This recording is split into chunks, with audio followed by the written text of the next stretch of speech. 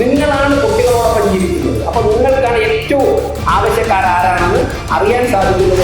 Corporation നേരത്തെ പറഞ്ഞ government ഫണ്ടിൽ കോർപ്പറേഷൻ ഫണ്ടിൽ ഒരു രൂപ ഇതിൽ എടുക്കാൻ പാടില്ല. കാരണം ഗവൺമെന്റ് സ്കൂളിലെ എയ്ഡഡ് സ്കൂളിൽ എയ്ഡഡ് സ്കൂൾ എയ്ഡഡ് പേരെയുള്ള സ്കൂളുകളിൽ ഒരുപാട് പാവപ്പെട്ട കുട്ടി പഠിക്കുന്നു. സെലക്ട് ചെയ്യാൻ പറഞ്ഞു. അപ്പോൾ എനിക്ക് ഓർമ്മ വന്നത് ഒന്നാമത്തെ ബെഞ്ചിൽ ഞാൻ ടീച്ചറെ മാത്രമേ കാണാൻ പറ്റുള്ളൂ. മൂന്നാമത്തെ ബെഞ്ചിലൊക്കെ ഇതിന്റെ ക്ലാസ്സിൽ എല്ലാ കാര്യങ്ങളും ഇതിന്റെ തറയിൽ ചൂടായി കഴിഞ്ഞാൽ നല്ല കുഴപ്പമില്ല ചൂടായി ഇത് തൊട്ടറിയുന്ന ആളുടെ കാര്യമുള്ളൂ.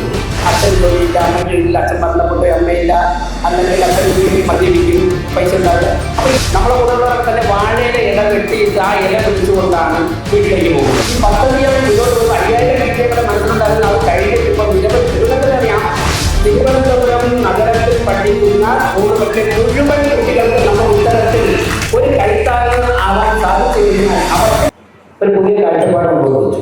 അതായത് കുറച്ച് രാഷ്ട്രീയ നേതാക്കന്മാരും അവരാണ് ഭരണാധികാരികളായി മാറുന്നത്.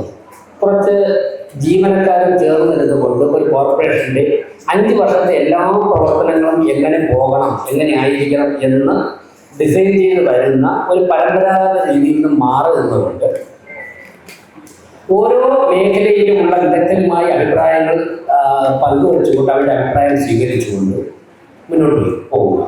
അതോടൊപ്പം തന്നെ സംസ്ഥാന സർക്കാരും കേന്ദ്ര സർക്കാരും കോർപ്പറേഷനിൽ വിവിധ ഭാഗങ്ങളിൽ നിന്നും ലഭിക്കുന്ന നികുതി വിഹിതം ചേർന്ന ഓൺ ഫണ്ട് ചേർന്നുകൊണ്ട് നടത്തുന്ന വികസന പ്രവർത്തനങ്ങൾക്കപ്പുറം നമ്മുടെ കോർപ്പറേഷനെ സ്നേഹിക്കുന്ന, ഈ കോർപ്പറേഷനെ സഹായിക്കുവാൻ തയ്യാറായിട്ടുള്ള ആയിരക്കണക്കിന് ആൾക്കാർ പുറത്തുണ്ട്. അവരുടെ ഉൾപ്പെടെ ഉള്ളിൻ്റെ ഉള്ളിൽ ഒരു വിശ്വാസം സൃഷ്ടിച്ചുകൊണ്ട് അവരിൽ നിന്ന് പരമാവധി സഹായങ്ങൾ സ്വീകരിച്ചുകൊണ്ട് നമ്മുടെ ഔട്ട്പുട്ട് എങ്ങനെ വർദ്ധിപ്പിക്കാം, നമുക്ക് കൂടുതലായിട്ട് നമ്മുടെ പ്രവർത്തനം പല മേഖലകളിലും എത്തിക്കുവാൻ സാധിക്കും. ഇങ്ങനെയുള്ള നടന്ന വളരെ വിശദമായിട്ടുള്ള ചർച്ചകളുടെ ഈ ഗവേഷണങ്ങളുടെയും ഫലമായിട്ടാണ് ഇത്തരത്തിലൊരു പദ്ധതി ആവിഷ്കരിക്കപ്പെടുന്നത്. ഇവിടെ മേയർ കെയർ എന്ന പദ്ധതി പേരിട്ടിരിക്കുന്നതെങ്കിലും അത് ഒരു വ്യക്തിയുടെ ആശയമോ ഒരു വ്യക്തിയുടെ പ്രയത്നഫലമായി ഉണ്ടായതല്ല, ഒരു പോസ്റ്റിലിരിക്കുന്ന ആളുടെ പ്രയത്നഫലമായി ഉണ്ടായതല്ല. ഒരു കളക്റ്റീവായിട്ടുള്ള ഒരു ചർച്ചയുടെ അടിസ്ഥാനത്തിൽ ഉരുത്തിരിഞ്ഞുവന്ന ഒരാശയമാണ്. അപ്പോൾ തീർച്ചയായിട്ടും ഈ സമയം തിരഞ്ഞെടുത്തതിൻ്റെ പ്രാധാന്യത്തെക്കുറിച്ച് പലരും ചോദിച്ചു.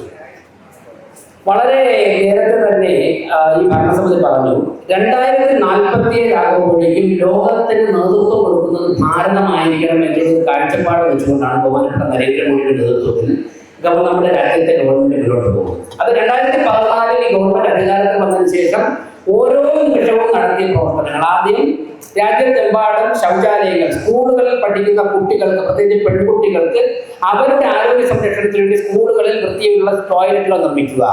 അതോടൊപ്പം തന്നെ നാട്ടിൽ സ്വച്ഛ ഭാരത് നടപ്പിലാക്കിക്കൊണ്ട് രാജ്യം മുഴുവൻ വൃത്തിയുള്ളതാക്കി മാറ്റുക. അതിന്റെ തുടർച്ചയായി 2014 ജൂൺ 21 മെയ് മാസത്തിൽ ഗവൺമെന്റ് അധികാരത്തിൽ വന്നു.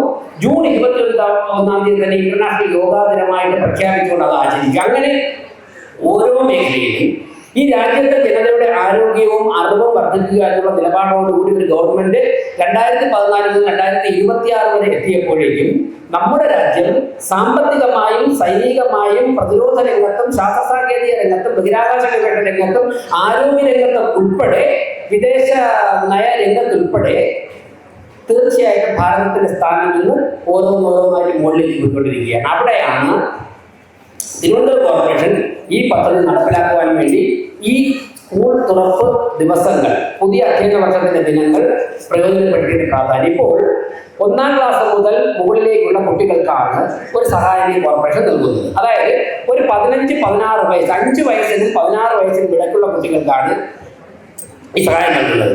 അപ്പോൾ 20 വർഷം കഴിഞ്ഞ് ഇന്ത്യക്ക് സ്വാതന്ത്ര്യം കിട്ടിയതിന്റെ 100ാം വാർഷികം 2047 ആഘോഷിക്കുമ്പോൾ ഈ കുട്ടികൾക്ക് ഇന്ന് 5 വയസ്സുള്ള ഒരു കുട്ടിക്ക് അന്ന് 25 വയസ്സായിരിക്കും. ഇന്ന് 15 വയസ്സുള്ള ഒരു കുട്ടിക്ക് അന്ന് 35 വയസ്സായിരിക്കും. സ്വാഭാവികമായിട്ടും ഈ രാജ്യത്തിന് ഏറ്റവും കൂടുതൽ സംഭാവന ചെയ്യുവാൻ സാധിക്കുന്ന ഒരു തലമുറയാണ് ഇന്ന് നമ്മുടെ മുമ്പിലിരുന്ന ഈ കുട്ടികൾ. അങ്ങനെയുള്ളവർക്ക് ഇപ്പോൾ മുതൽ തന്നെ ഞങ്ങളെ സംരക്ഷിക്കാൻ നമ്മുടെ രാഷ്ട്രം കൂടെയുണ്ട്, ഒരു സിസ്റ്റം കൂടെയുണ്ട്, ഞങ്ങൾ ജീവിക്കുന്ന ജനിച്ചു വളർന്ന കോർപ്പറേഷൻ കൂടെയുണ്ട്, ഞങ്ങൾ നികുതി അടയ്ക്കുന്ന കോർപ്പറേഷൻ ഞങ്ങൾക്ക് ഒരു ആവശ്യം വന്നാൽ ഞങ്ങളോടൊപ്പം ഉണ്ട് എന്നുള്ളൊരു ആത്മവിശ്വാസം രൂപപ്പെടുത്തിയ ഒരു തലമുറയെ വാർത്തെടുക്കുക എന്നുള്ള ഒരു സന്ദേശം കൂടിയാണ് ഈ പരിപാടിയുടെ ഞങ്ങൾ നൽകുന്നത്, ഞങ്ങൾ വ്യക്തമാക്കുന്നത്. ഇത് പറയുമ്പോഴേക്കും വിദ്യാഭ്യാസ വകുപ്പുമായിട്ട് ഞങ്ങൾ സംസാരിച്ചപ്പോഴേക്കും ഞാൻ പറഞ്ഞു, ഗവൺമെന്റ് സ്കൂളിലെ എയ്ഡഡ് സ്കൂളിലെ ചില എയ്ഡഡ് സ്കൂൾ എയ്ഡഡ് പേരേ ഉള്ളൂ, ആ സ്കൂളിലൊക്കെ തന്നെ ഒരുപാട് പാവപ്പെട്ട കുട്ടികൾ പഠിക്കുന്നു, സെലക്ട് ചെയ്യാൻ പറഞ്ഞു. അപ്പോഴെനിക്ക് ഓർമ്മ വന്നത്, ഞാൻ പഠിച്ച തിരുവനന്തപുരം ജില്ലയിലെ തന്നെ ഏറ്റവും ഒരു ഗ്രാമീണ മേഖലയിൽ സർക്കാർ സ്കൂളിലാണ്. സർക്കാർ സ്കൂളിൽ പഠിക്കുന്ന കുട്ടികൾ ആരോട് കൈവരുത്താമോ? വന്നിട്ടുണ്ടോ? ആ, ഓക്കെ ഓക്കെ. ഇതേപോലെ തന്നെ ഞങ്ങളൊക്കെ പഠിച്ചിരുന്നപ്പോഴേക്ക് ഏകദേശം ഇതേപോലെ ഞങ്ങളൊക്കെ. ഞാൻ ഒന്നാമത്തെ ബെഞ്ചിലല്ല, രണ്ടാമത്തെയോ മൂന്നാമത്തെ നാലാമത്തേൽ പോയിട്ടില്ല, രണ്ടാമത്തെയോ മൂന്നാമത്തെ എൻ്റെ ചില ബന്ധുക്കളൊക്കെ അവിടെ ടീച്ചേഴ്സ് ആയിരുന്നുണ്ട്. രണ്ടാമത്തെ മൂന്നാമത്തെ ബെഞ്ചിൽ നിന്ന്, അപ്പോൾ ഒരു മൂന്നാമത്തെ ബെഞ്ചിലൊക്കെ ഇരുന്ന ക്ലാസ്സിൽ ഒന്നാമത്തെ ബെഞ്ചിൽ ഇരുന്ന ടീച്ചറിനെ മാത്രമേ കാണാൻ പറ്റുള്ളൂ. മൂന്നാമത്തെ ബെഞ്ചിലൊക്കെ ഇരുന്ന ക്ലാസ്സിൽ എല്ലാ കാര്യങ്ങളും ഇടപെടാൻ പറ്റും, പുറകോട്ട് ഇടപെടാം, മുമ്പോട്ട് ഇടപെടാം, എല്ലാ കാര്യങ്ങളും ഇടപെടാൻ പറ്റുന്നതിൻ്റെ മൂന്നാമത്തെ രണ്ടാമത്തെ ബെഞ്ചിൽ ഇരുന്നിട്ടാണ് പഠിച്ചിട്ടുള്ളത്.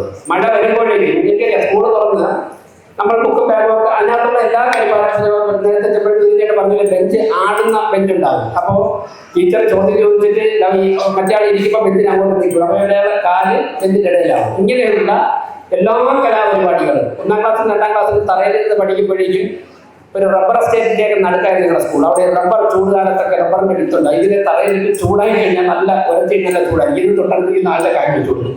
അപ്പോൾ ഇയാൾ ചാടിയത് ഇതൊക്കെ തന്നെ ഒന്നാം ക്ലാസ് രണ്ടാം ക്ലാസ്സിലൊക്കെ തന്നെ ചെയ്ത് വളർന്നത് കൊണ്ട് തന്നെ അന്നുണ്ടായ സൗഹൃദവും നിഷ്കളങ്കമായ മനസ്സുകളുടെ കൂടിച്ചേരലുകളും അതിൻ്റെ അപ്പം ടീച്ചർ സ്വാഭാവികമായിട്ട് ഒന്നിലയാൾക്ക് തെറ്റുകൊടുക്കില്ലേ നമുക്ക് തന്നെ കിട്ടും.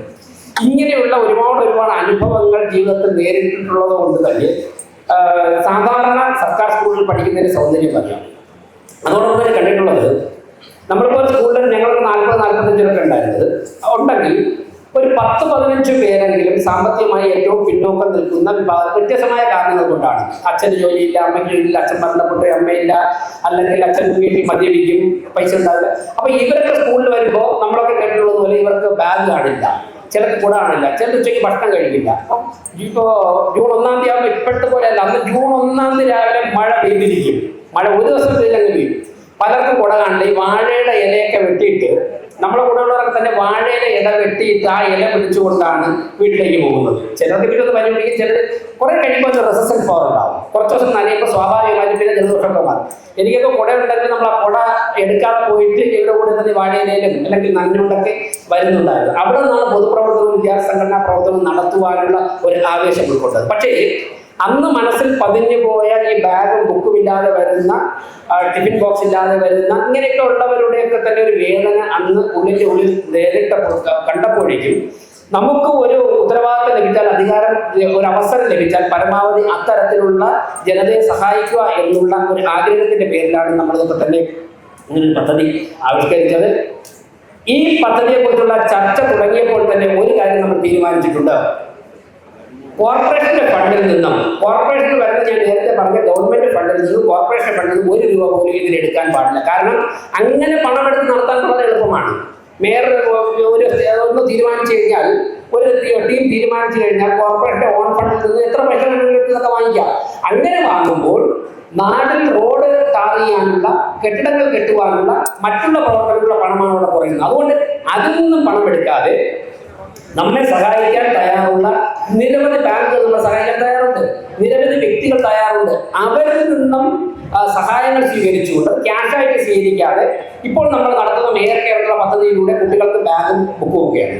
അത് കിറ്റായിട്ട് വാങ്ങി തരിക. ഇത്ര നേരത്തെ ബഹുമാനപ്പെട്ട വിദ്യാർത്ഥികൾ പറഞ്ഞതുപോലെ ഇന്ന സാധനങ്ങൾ അടക്കം കിറ്റായിട്ട് വാങ്ങി തരിക എന്ന് പറയുന്നത് സത്യത്തിൽ പ്രിയപ്പെട്ടവരെ 2-3 ദിവസം കൊണ്ട് തന്നെയാണ് 5000-ൽ പരം കിറ്റുകൾക്കുള്ള വാഗ്ദാനം ലഭിച്ചു എന്ന് മാത്രമല്ല, കിറ്റുകൾ തന്നെ 2-3 ദിവസങ്ങൾ കൂടി കോർപ്പറേഷനിൽ എത്തിച്ചു എന്നുള്ളതാണ് നിങ്ങൾക്ക് ഏറ്റവും സന്തോഷകരമായ കാര്യം. അതിനുശേഷം പല ഓൺലൈൻ മാധ്യമ പ്രവർത്തകരൊക്കെ തന്നെ, അതുപോലെ തന്നെ മീഡിയ ഒക്കെ തന്നെ വളരെയധികം സഹായിച്ചിട്ടുണ്ട്. പ്രത്യേകിച്ച് ഓൺലൈൻ ചാനലുകളിലൊക്കെ തന്നെ നിരന്തരമായി വരുന്ന ഈ പദ്ധതിയെക്കുറിച്ചുള്ള അറിയിപ്പുകൾ ലോകത്തിന്റെ വിവിധ ഭാഗങ്ങളിൽ ഇന്നലെ രാത്രിയിൽ ഒരു 10-11 മണിക്ക് കിറ്റ് പാക്ക് ചെയ്തുകൊണ്ട് എത്തിക്കുകയായിരുന്നു. അപ്പോഴേക്കും എനിക്ക് ദുബായിൽ നിന്നൊരു കോൾ വന്നു. ഞാൻ എടുത്തിട്ട് സ്പീക്കർ ഇട്ട് എൻ്റെ ചുറ്റുമുള്ള അക്കൗണ്ട് ഗിരിയെ അടുത്തിരിക്കുകയായിരുന്നു. അവരെ ദുബായിൽ നിന്നാണ്. അദ്ദേഹം പറയുന്നത് എനിക്ക് 10 കിറ്റ് വാങ്ങിച്ചു തരാം, 10,000 രൂപ 15,000 രൂപ 10 കിറ്റ് വാങ്ങിച്ചു, എവിടെയാണ് തരേണ്ടത്? ഇന്നലെ ഇത് കഴിഞ്ഞ് തിരക്കിൻ്റെ ഞാൻ അപ്ലൈ ചെയ്യാൻ പറഞ്ഞു. ഇന്ന് രാവിലെ വീട്ടിൽ സാർ എവിടെയാണ്, ഞാൻ എന്താണ് ചെയ്യേണ്ടത്, ആരുടെ കയ്യിലാണ് ഏൽപ്പിക്കേണ്ടത്? വേറൊരാൾ വിളിച്ചിട്ട് 25 കിറ്റ് ഞങ്ങൾ എത്തിച്ചു തരാം. ടാൻസാനിയയിൽ നിന്ന് ഒരാൾ വിളിച്ചിട്ട് 300 കിറ്റ് ഞങ്ങൾ എത്തിച്ചു തരാം. ഇങ്ങനെ ഈ പദ്ധതിയായി മുന്നോട്ട് പോയി 5000 കിറ്റ് ഞങ്ങളുടെ മനസ്സിലുണ്ടായിരുന്നു. അത് കഴിഞ്ഞിട്ട് ഇപ്പം നിരവധി നിങ്ങൾക്കറിയാം, ഇതിൽ വരുന്ന പോസ്റ്റുകളുടെ അടിയിൽ വരുന്ന കമന്റ് കണ്ടു കഴിഞ്ഞാൽ വിവിധ സ്ഥലങ്ങളിൽ നിന്ന് ആൾക്കാർ എത്തിച്ചേരാൻ തയ്യാറാണ്. അപ്പം ഇത് ഈ കോർപ്പറേഷനോടും ഭരണസമിതിയോടുമുള്ള ജനങ്ങളുടെ വിശ്വാസമാണ്. ഞാൻ ദീർഘിപ്പിക്കുന്നില്ല. ഏറ്റവും സന്തോഷകരമായ കാര്യം ഇപ്പോൾ ഇവിടെ LDF-ന്റെ UDF-ന്റെ ഒക്കെ ഉൾപ്പെടെ കൗൺസിലർമാർ വേദിയിലുമുണ്ട്, സദസ്സിലുണ്ട്. അവരൊക്കെ തന്നെ ഈ പദ്ധതിയിൽ പങ്കുചേർന്നുകൊണ്ട് ഇവരൊക്കെ നന്നായിട്ട്, ഞാൻ എൻ്റെ പേര് പറയുന്നില്ല, നന്നായിട്ട് അധ്വാനം ചെയ്തുകൊണ്ട് പാക്ക് ചെയ്യാനും ഒക്കെ വന്നിട്ടുണ്ട്. ഇതിൽ വേറൊരു കാര്യം ഇവിടെ സൂചിപ്പിച്ചിട്ടുണ്ട്. ഇതാരും തന്നെ ഇതിൻ്റെ നൽകുന്ന കുട്ടികളെ സെലക്ട് ചെയ്യുന്നത് ഞങ്ങൾ ആരുമല്ല, വിദ്യാഭ്യാസ വകുപ്പാണ് ലിസ്റ്റ് എടുക്കുന്നത്. വിദ്യാഭ്യാസ വകുപ്പിനോട് പറഞ്ഞിട്ടുള്ളത്, അധ്യാപകരോട് പറഞ്ഞിട്ടുള്ളത്, നിങ്ങളാണ് കുട്ടികളോടൊപ്പം ജീവിക്കുന്നത്. അപ്പൊ നിങ്ങൾക്കാണ് ഏറ്റവും ആവശ്യക്കാരാരാണെന്ന് അറിയാൻ സാധിക്കുന്നത് നിങ്ങൾക്കാണ്. അതിൽ കൊണ്ടുവന്ന ലിസ്റ്റ് അനുസരിച്ചിട്ട് ഇന്ന് കുറച്ചു പേർ കൂടെ വെച്ച് നൽകും. ബാക്കി കുട്ടികൾക്ക് കോർപ്പറേഷന്റെ വകയായിട്ട് തന്നെ സ്കൂളുകളിലൊക്കെ ചെയ്യും. ഞങ്ങളുടെ ചെലവിലൊക്കെ സ്കൂളുകളിൽ. പക്ഷേ ഇവിടെ കൂടിയിരിക്കുന്ന അധ്യാപകർ ഒരു കാര്യം ശ്രദ്ധിക്കുക, അവരുടെ ആ അധ്യാപകരുടെ മേധാവി ആരെങ്കിലും ഉണ്ടെങ്കിൽ ഒരു കാര്യം ശ്രദ്ധിക്കുക, നിങ്ങളിത് കിട്ടിക്കഴിഞ്ഞാൽ അതാത് വാർഡുകളിലുള്ള കൗൺസിലർമാരെ വിളിക്കണം. സ്കൂളുകളിൽ നിന്നും കൗൺസിലർമാരെ അങ്ങോട്ട് വിളിച്ചിട്ട് കോർപ്പറേഷന്റെ കിറ്റുകളുടെ എത്തിയിട്ടുണ്ട്. ആ കൗൺസിലറുടെ കൂടെ നോക്കി സൗകര്യം നോക്കിയിട്ട് മാത്രമേ അത് ചെയ്യാവുള്ളൂ. കൗൺസിലർമാരുടെ സാന്നിധ്യത്തിൽ മാത്രമേ ചെയ്യാവുകയുള്ളൂ. 101 വാർഡിലെ കൗൺസിലർമാരെ സ്കൂളിൽ നിന്നും അറിയിക്കണം. കുട്ടികളെ സെലക്ട് ചെയ്ത അധ്യാപകരാണ്. കാരണം ജനപ്രതിനിധികൾ ഇത്തരത്തിലുള്ള പൊതുവിദ്യാലയങ്ങളുമായി നിരന്തരം ബന്ധപ്പെടണം. കാരണം നേരത്തെ ബഹുമാനപ്പെട്ട ചെയർമാൻ പറഞ്ഞല്ലോ, കോടിക്കണക്കിന് രൂപയാണ് സ്കൂളുകളുടെ നവീകരണത്തിന് വേണ്ടി മാറ്റിവെച്ചിരിക്കുന്നത്. അത് നടപ്പിലാക്കണമെങ്കിൽ കൗൺസിലർമാരുടെ നിരന്തര ഇടപെടൽ വേണം. അപ്പോൾ കൗൺസിലർമാരും ആരോഗ്യ സ്ഥാപനങ്ങളുമായിട്ട് വിദ്യാഭ്യാസ സ്ഥാപനങ്ങളുമായിട്ടുള്ള നിരന്തരം ഒരു ഇടപെടലും ബന്ധവും ഉണ്ടായിക്കഴിഞ്ഞാൽ ഒരുപാട് പ്രശ്നങ്ങൾ നമുക്ക് പരിഹരിക്കാൻ സാധിക്കും. അപ്പോൾ കൗൺസിലർമാരെ കൃത്യമായിട്ട് എല്ലാ സ്കൂളുകളിൽ നിന്ന് അറിയിക്കണം. ഞങ്ങൾ എത്തിച്ചേരുന്നുണ്ട്, ഞങ്ങളുടെ കോർപ്പറേഷൻ ചിലർ തന്നെ എത്തിച്ചേരുന്നുണ്ട്. ഞാൻ ദീർഘിപ്പിക്കുന്നില്ല, ഇപ്പൊ തന്നെ ഒരുപാട് വൈകി. പ്രിയപ്പെട്ടവരെ, ഈ മേയർ കെയർ ഇത്രയും ആയപ്പോഴേക്കും പലരും ആവശ്യപ്പെടുന്നുണ്ട്, ഇതിൽ മാത്രം ചുരുക്കരുത്, മറ്റു പല കാര്യങ്ങളിലേക്കും പോകണമെന്ന് പലരും ആവശ്യപ്പെടുന്നുണ്ട്. തീർച്ചയായിട്ടും നിങ്ങൾ അത്തരം കാര്യങ്ങൾ ആലോചിക്കുന്നുണ്ട്. മാത്രവുമല്ല, ഇതിന്റെ പറഞ്ഞ ശേഷം 45,000 കുട്ടികളാണ് ഈ കോർപ്പറേഷൻ ആകെ ഉള്ളതെന്നാണ്. ഒന്ന് കാര്യമായിട്ട് തിരുവനന്തപുരം മനസ്സ് വെച്ചാൽ, എല്ലാ CSR തരാൻ തയ്യാറുള്ള എല്ലാ സ്ഥാപനങ്ങളും മനസ്സ് വെച്ചാൽ അടുത്ത വർഷം, ഞാനൊരു വാഗ്ദാനമായിട്ട് പറയുന്നില്ല, അടുത്ത വർഷം തിരുവനന്തപുരം നഗരത്തിൽ പഠിക്കുന്ന സ്കൂളുകളിലെ മുഴുവൻ കുട്ടികൾക്ക് നമുക്ക് ഇത്തരത്തിൽ ഒരു കൈത്താങ്ങ് ആകാൻ സാധിച്ചു കഴിഞ്ഞാൽ അവർക്ക് സമൂഹത്തോടുള്ള പ്രതിബദ്ധത 10 മടങ്ങായിട്ട് വർദ്ധിക്കുമെന്നാണ് സൂചിപ്പിക്കുന്നത്. കുട്ടികൾ നമ്മുടെ നാടിന്റെ കരുത്താണ്, നമ്മുടെ സമ്പത്താണ്. ആ കുട്ടികളെ മുഴുവൻ സ്വന്തം കുഞ്ഞുങ്ങളായി ചേർത്ത് പിടിച്ചുകൊണ്ട് മുന്നോട്ട് പോകുന്ന 101 കൗൺസിലർമാരാണ് തിരുവനന്തപുരം കോർപ്പറേഷൻ ഉള്ളത് എന്നുള്ളത് ലോകത്തിന് തന്നെ ഒരു സന്ദേശമായി മാറുന്നു എന്ന് പറഞ്ഞുകൊണ്ട് ഈ പരിപാടി ഉദ്ഘാടനം നിർവഹിച്ചായി പ്രഖ്യാപനം നിർത്തുന്നു.